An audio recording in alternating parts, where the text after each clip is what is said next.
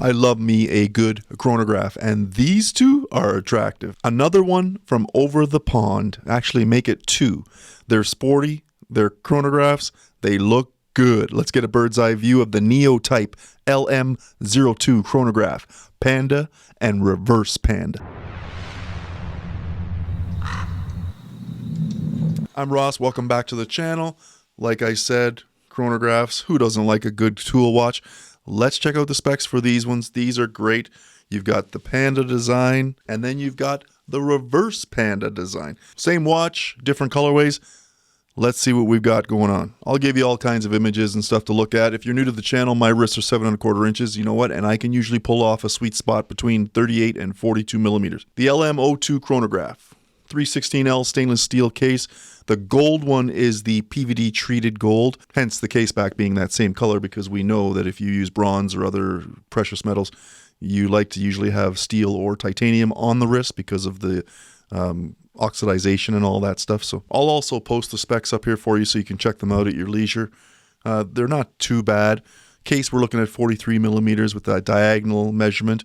However, because of the robust crown there and the pushers, it's actually a 44.7 width. So just be mindful of that. That being said, they're listed at 41 millimeters, and I measured from the case upside down, and yes, it's 41 millimeters there.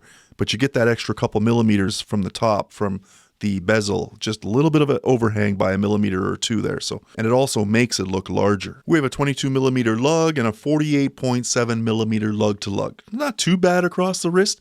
Could occupy a little bit more space than for some if your wrists are smaller. And she's chunky, like 15.1 millimeter thickness.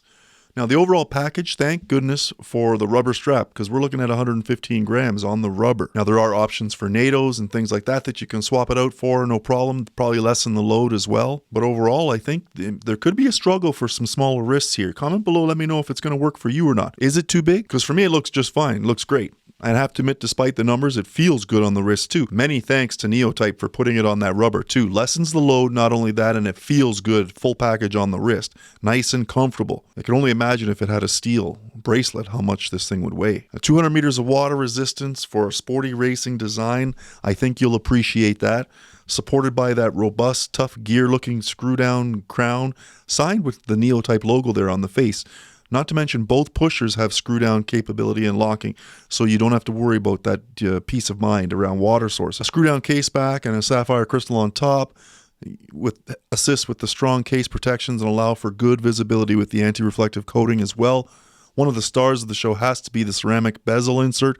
Bold, clear, even for my eyesight. Visibility, check, no problem. And with that tachymeter scale too as well, I mean, a small sacrifice for the extra millimeter or two to get some good visibility. Now the dials, we've got the white or cream dial for the Panda, and we have the black dial for the Reverse Panda, and they both look stunning. A sandwich style design for the hour markers around this dial that are cut out on this dial surface with contrasting color below.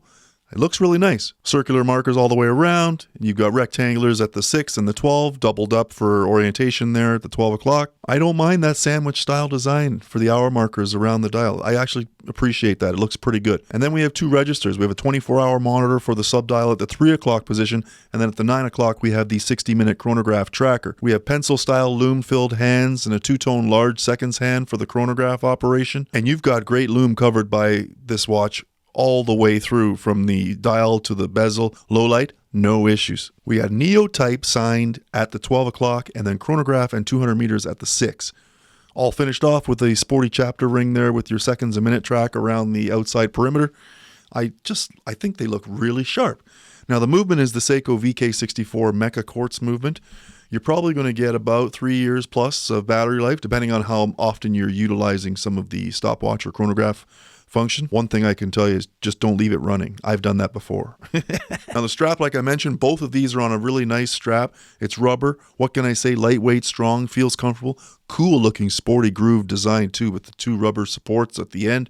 It's got a slight taper from 22 millimeters down to 19.2 millimeters at the pin and buckle closure. And that buckle matches the steel as well, colors as well. So you got that coordination all the way through.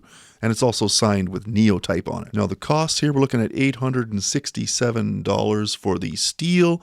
we're looking at $936 Canadian for the gold PVD steel. Both can be found at neotypewatches.com. And there are other colorways just in case these two aren't your fancy. I love when you got options. That's fantastic. I don't hate the design. I think they're really cool. A little bit big, bold, and built for performance.